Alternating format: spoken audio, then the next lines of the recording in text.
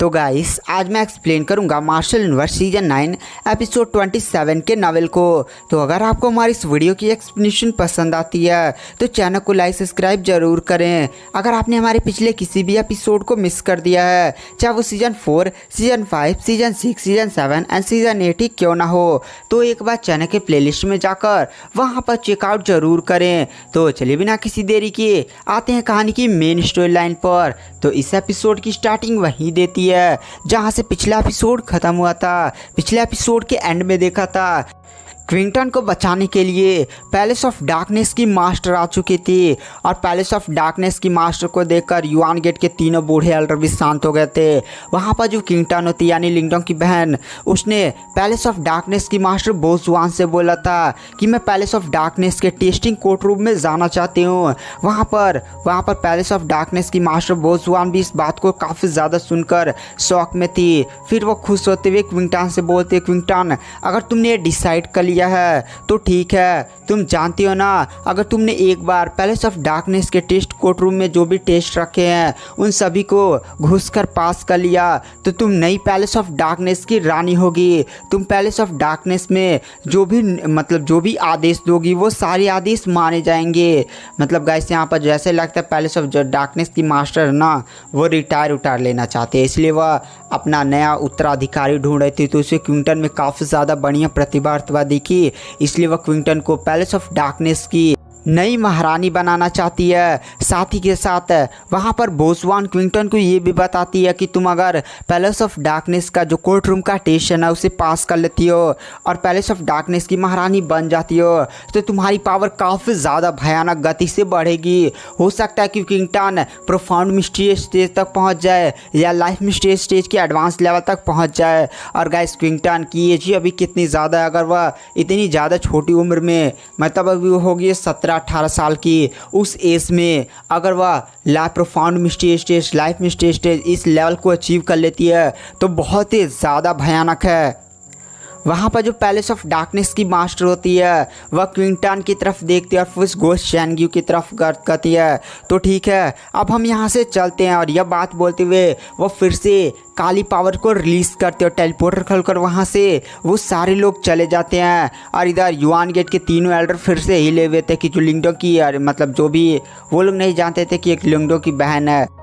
ये लोग बस इतना जानते थे कि इस बंदी मतलब इस क्विंटन का जो भी कनेक्शन है वो लिंगडोंग के साथ काफ़ी ज़्यादा बढ़िया है। अब यहाँ पर जो नई युआन गेट उसका एक नया दुश्मन तैयार हो गया है क्विंटन। और क्विंटन पैलेस ऑफ डार्कनेस के कोर्ट रूम में घुस सकती है। मतलब पैलेस ऑफ डार्कनेस का जो टेस्टिंग कोर्ट रूम है ना उसमें कोई नॉर्मल बंदा घुस नहीं सकता, वो जो भी घुस सकता है ना उसके पास काफ़ी ज़्यादा भयानक प्रतिभा होगी। अगर यहाँ पर क्विंटन पैलेस ऑफ डार्कनेस की नई मास्टर बन जाती है तो युआन गेट के लिए एक और दुश्मनी तैयार हो चुकी है। अब यहाँ पर युआन गेट के और भी ज़्यादा एल लगने वाले हैं। उसके बाद यहाँ पर जो नहीं होता है सारा माहौल शांत हो जाता है। युआन गेट के बूढ़े भी अब चुपचाप यहाँ से चले जाते हैं, सारी चीज़ें एकदम नॉर्मल हो जाती है। और इधर हमें यांग जियाओ और इंगुआनवान को दिखाया जाता है। गाइस इंगुआनवान नहीं अपनी पुनर्जन्म की आत्मा के साथ फाइट में कंटेंट करने की कोशिश की थी तो इस टाइम थोड़ी सी बेहोश थी। वह धीरे धीरे अपनी आंखें खोलती है, मतलब इंगुआनवान धीरे धीरे अपनी आंखें खोलती है।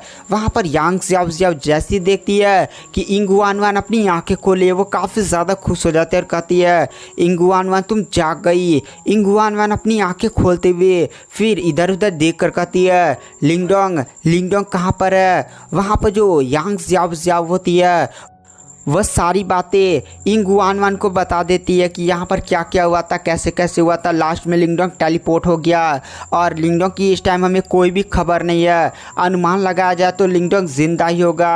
वहाँ पर जो इंगुआनवान होती है वो भी किसी तरफ फिर से खड़ी होती है और अपनी आँखें के खोलकर तैयार हो जाती है। फिर वह मतलब जिस तरफ युआन गेट के बूढ़े एल्डर नहीं गए थे उनकी तरफ देख कर कहती है मैं उन सभी को छोड़ूंगी नहीं। अगर लिंगडोंग को कुछ भी हुआ तो उसमें सच में पूरे युआन गेट से बदला लूंगी और पूरे युआन गेट को तबाह कर दूंगी। और ये शब्द बोलने के बाद इंगुआनवान फिर से डाउ सेट की तरफ निकल जाती है। यांग जियाओ उसे रोकने की कोशिश करती है बट वहाँ पर जो डाउ सेट के पैट्रियार्च होते हैं वो यांग जियाओ को रोक लेते हैं और कहते हैं बेटी उसे जाने दो। दरअसल वो कभी काफ़ी ज़्यादा दुख में है, थोड़ा सा अकेले रहेगी फिर वो अपने आप को मतलब बढ़िया से रिकवर कर पाएगी।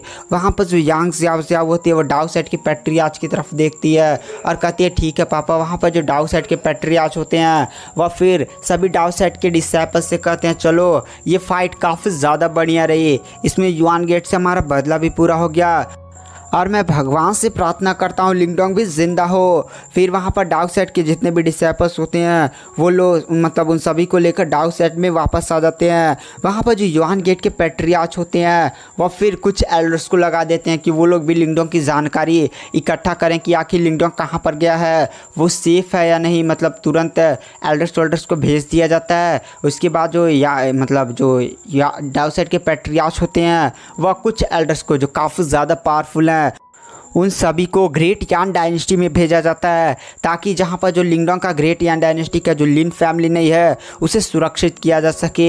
यहां पर युआन गेट वाले पगला कर फिर से ग्रेट यान डायनेस्टी में हमला कर दे, लिंगडोंग के पूरे परिवार को ख़त्म करना चाहें। इसलिए यहाँ पर जो डाउ सेट के पैट्रियार्च होते हैं वो बहुत ही बड़ी मतलब एक एल्डर्स की आर्मी सीधे ग्रेट यान डायनेस्टी में मतलब लगवा देते हैं और उनको इन्फॉर्म करवा दिया जाता है कि थोड़ा सा सतर्क रहें। उसके बाद हमें पूरे ग्रेट यान डायनेस्टी में मतलब पूरी हर जगह ग्रेट यान डायनेस्टी छोटे से छोटे सुपर सेक्टर और हर एक जगह खबर फैल जाती है कि लिंगडोंग ने युआन गेट के साथ ऐसा किया। युआन गेट के 3 सुप्रीम एल्डर भी उसे नहीं रोक पाए और केवल लिंगडोंग निर्वाणा के लेवल 8 का कल्टिवेटर था, इसने युआन गेट के सुप्रीम एल्डर के साथ फाइट कर लिया। यहाँ पर किसी को मतलब जिन लोगों ने देखा था उन्हें तो विश्वास था और बाकी सब हिले हुए थे। और इधर हमें मतलब बहुत ही ज़्यादा दूर जो नहीं है जहाँ पर डाउ थे उनसे बहुत ही ज़्यादा दूर एक पहाड़ का सीन दिखाया जाता है। वहाँ पर एक कल्टीवेटर बैठकर कल्टीवेशन कर रहा होता है और उसकी बॉडी से काफ़ी ज़्यादा खतरनाक ग्रीन कलर का ऑरा निकल रहा होता है। वह कल्टीवेटर अपनी आंखें खोलता है और फिर मतलब हंसते हुए बोलता है मुझे कभी नहीं लगा था कि जो लिंगडोंग है वो ग्रीन ड्रैगन हेवनली मर्टिलाइज को इतनी ज़्यादा हाई लेवल तक सीख लेगा और उसके पास इतनी ज़्यादा भयानक प्रतिभा है कि वह निर्वाणा के लेवल 8 पर रहते हुए युआन गेट के 3 इतने ज़्यादा पावरफुल सुप्रीम एल्डर के साथ फाइट कर सकता है। और गाइस एक बंदा और कोई नहीं बल्कि ग्रीन ड्रैगन किंग लिंग जी होता है। गाइस वही लिंग जी जिसने लिंगडोंग की मदद नहीं की थी टेलीपोर्टेशन को चीरकर। ये बंदा लिंग जी अभी काफ़ी ज़्यादा दूर था, इसलिए मतलब वो यहाँ से जा नहीं सकता था। यहाँ से वह जाता भी ना तो उसे काफ़ी ज़्यादा लेट हो सकता था, इसलिए उसने डायमेंशन ब्रेक कर लिंगडोंग की मदद किया होता है। तभी वहाँ पर जो लिंगजी के पीछे एक और भी बूढ़ा बंदा बैठा होता है, वो भी अपनी दाढ़ी ओढ़ी को सहला रहा होता है और फिर वह लिंगजी की तरफ देख कर कहता है सच में वह बंदा काफ़ी ज़्यादा टैलेंटेड था। अगर उसे ट्रेन किया जाता ना तो एक बहुत ही ज़्यादा भयानक कल्टीवेटर निकलता। मतलब निर्वाणा के लेवल 8 पर रहते हुए वर्ल्ड स्टेज के कल्टीवेटर के साथ फाइट करना, टक्कर देना। और उसने तो तुम्हारी ग्रीन ड्रैगन हेवनली मर्टिलाइज टेक्निक में काफ़ी ज़्यादा भयानक तरीके से तरक्की की है। अगर उसे ट्रेन किया जाए ना तो बहुत ही ज़्यादा भयानक वो कल्टीवेटर बनेगा।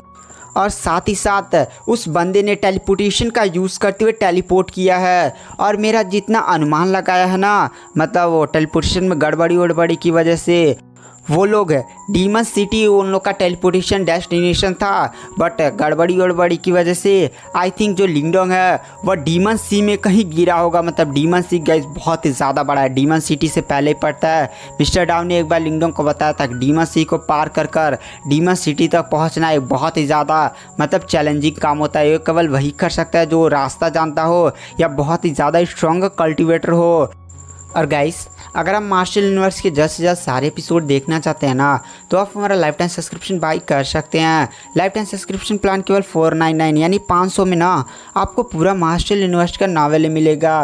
गाइस मार्शल यूनिवर्स में लगभग 800 से 900 एपिसोड्स तो बनने बाकी हैं। अगर आपको सारे एपिसोड जल्द से जल्द देखने हैं ना तो नीचे फ्री टेलीग्राम ग्रुप का लिंक है, उसमें ज्वाइन है। केवल लिखिए सब्सक्रिप्शन, आप जैसे सब्सक्रिप्शन लिखते हैं मैं आपसे खुद कॉन्टेक्ट कर लूँगा। उसके बाद केवल आपको 499 यानी 500 पेमेंट करना होगा।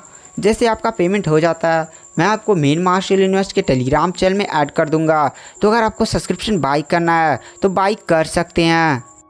तो चलिए आते हैं कहानी की मेन स्टोरी लाइन पर। वो जो बूढ़ा एल्डर होता है वो लिंगजी को बताता है दरअसल जो लिंगडोंग है वो कहीं ना कहीं डीमन सी में गिरा होगा। डीमन सी काफ़ी ज़्यादा बड़ा है। आई थिंक वो आसपास ही होगा, वो मरा हो रहा तो होगा नहीं, जितनी उसकी ज़्यादा प्रतिभा है। वहाँ पर जो लिंगजी होता है वो कहता है डीमन सी में किसी में गिरा होगा। तुम जाने ना, लिंगजी के पास मतलब लिंगडोंग के पास एंशिएंट डिवॉल्विंग सिंबल है और मैंने सुना है कि डीमन सी के आसपास ही एक जगह है जहाँ पर धधकता हुआ मतलब पैतृक प्रतीक है। कोई नाम है यार गाइस, इसको मैं इंग्लिश में कंफर्म कर लूँगा एक बार, उसके बाद बता दूंगा, लेकिन हिंदी में उसका नाम था धधकता हुआ पैतृक प्रतीक। तो मैं इसको इंग्लिश में एक बार बता लूँगा। मान लीजिए बस एक और सिंबल है एंशिएंट डिवॉल्विंग सिंबल, वहाँ पर वो बूढ़ा भी कहता है हाँ मैं जितना एंशिएंट डिवॉल्विंग सिंबल के बारे में जानता हूँ, जो एंशिएंट डिवॉल्विंग सिंबल जिस भी बंदे के पास होता है वो अपने पास 2 या 3 मतलब जितने भी चाहे उतने ज़्यादा एंशिएंट सिंबल्स रख सकता है। मतलब गाइस जैसे वो पैलेस ऑफ डार्कनेस के मास्टर के पास नहीं डार्कनेस का सिंबल है तो वह एक से ज़्यादा नहीं रख सकता। अगर वह कोई और सिंबल आना चाहता है जैसे धधकता हुआ पैतृक प्रतीक नहीं है, अगर वह हासिल करना चाहता है तो उसे पैलेस ऑफ डार्कनेस का वो जो नहीं डार्कनेस वाला सिंबल है उसे त्यागना पड़ेगा। लेकिन लिंगडोंग के केस में ऐसा नहीं है। यही तो खास बात है एंशिएंट डिवॉल्विंग सिंबल का। वहाँ पर जो बूढ़ा एल्डर होता है वह फिर इन सारे मैटर को साइड करता है और फिर लिंगजी से बोलता है लिंगजी दरअसल जब मैं रीइंकार्नेट हुआ तब मुझ पर कुछ डीमन क्रिएचर्स ने अटैक किया था और वो सारे क्रिएचर्स में से 2 जनरल्स थे जिससे मैंने फाइट तो कर लिया और उन्हें भी हरा भी दिया, लेकिन उनमें से सारे जनरल्स मतलब 2 जनरल्स बचकर भाग गए, बट मैंने जो नॉर्मल डीमन क्रिएचर्स है उनको ख़त्म कर दिया। वहाँ पर लिंगजी बोलता है अच्छा बात तो ऐसी है, लगता है यहाँ पर डीमन क्रिएचर्स मतलब भरे पड़े हैं। दरअसल मैंने भी यहाँ पर रिसर्च किया है और मुझे पता चला यहाँ पर किंग लेवल के भी डीमन क्रिएचर्स और जनरल्स भी हैं। वो बूढ़ा एल्डर काफ़ी ज़्यादा शॉक हो जाता है। और गाइस ये जो बूढ़ा एल्डर है ना वो भी रीइंकार्नेशन है, मतलब एंशिएंट टाइम के किसी कल्टिवेटर का। जैसे रीइंकार्नेटर लेवल का पहले जन्म में कल्टिवेटर था, बैटलफील्ड नहीं होती एकदम लड़ाई झगड़ा, तो इसकी भी मतलब ये भी मर चुका था और इसका जो रीइंकार्नेशन आत्मा का वो टुकड़ा था वह किसी बंदे की बॉडी में कल्टिवेट रीइंकार्नेट हो गया होगा। और इस टाइम मतलब ये बंदा भी बूढ़ा होने वाला था, बट इस बंदे ने रीइंकार्नेटर जो टुकड़ा नहीं था उसके साथ संपर्क कर लिया। जिस तरह से नहीं वो जो क्या नाम है उसका इंगुआनवान है उसकी बॉडी में भी पिछले जन्म का snow master lady snow master बहुत ज़्यादा भयानक किसी कल्टिवेटर का आत्मा का टुकड़ा है। जिस तरह से बूढ़ा भी रीइंकार्नेट हो चुका है, अगर जो इंगुआनवान है वो भी आत्मा के टुकड़े के साथ संपर्क कर लेती है ना तो वो भी पिछले जन्म जितनी स्ट्रांग और पिछले जन्म की सारी यादें आ जाएंगी। मतलब आप भी जानते थोड़ा सा संपर्क हुआ था वहाँ पर कितना ज़्यादा भयानक और रिलीज़ हुआ था। वहाँ पर जो एक लिंगजी होता है वह कहता है मैंने सुना मतलब मैंने आसपास के रिसर्च कुछ इन्वेस्टिगेशन किया तो मुझे पता चला यहाँ पर ये जो जनरल्स और वो जो किंग्स बचे हुए जो डीमन क्रिएचर्स है उनमें जो किंग है उनके पास मतलब बहुत ही ज़्यादा दिमाग है। वो लोग अपने साथियों को रिलीज़ करवा रहे हैं, साथ ही साथ वो लोग फिर से पोर्टल को खोलने की कोशिश कर रहे हैं, इसलिए वो नॉर्मल कल्टिवेटर पर अटैक नहीं कर रहे हैं। वहाँ पर बूढ़ा काफ़ी ज़्यादा शॉक हो जाता है और कहता है क्या वो लोग पोर्टल को खोलने की प्लानिंग बना रहे हैं। वहाँ पर लिंगजी बताता हाँ। और गाइस हमें यहाँ पर एक बात पता चलती है, दरअसल एंशिएंट टाइम में जो बैटल हुई थी ना उसमें भी एक पोर्टल खुला था। उस पोर्टल रास्ते बहुत ही ज़्यादा भयानक डीमन क्रिएचर्स निकले थे। वो डीमन क्रिएचर्स इतने ज़्यादा पावरफुल थे ना कि उस टाइम के बहुत ही भयानक रीइंकार्नेटर लेवल के कल्टिवेटर भी मारे गए थे। और जिसे ये लोग गॉड लाइक कल्टिवेटर बोल रहे हैं उस बंदे ने अपनी आत्मा का मतलब जो रीइंकार्नेशन नहीं होता है उसको त्याग कर इसके बारे में चलिए मैं नेक्स्ट एपिसोड में बताऊंगा। बट आप ये जान रखिए उस बंदे ने एक बहुत ही बड़ा सैक्रिफाइस दिया था जिससे उसने टेलीपोर्टर को फिर से जो नई डायमेंशन ब्रेक हुआ था पोर्टल खुला था उसको बंद कर दिया था। तो इस वीडियो को यहाँ पर एंड कर देते हैं। तो मैं नेक्स्ट एपिसोड में इसको काफ़ी अच्छे तरीके से एक्सप्लेन कर दूंगा। Thank you.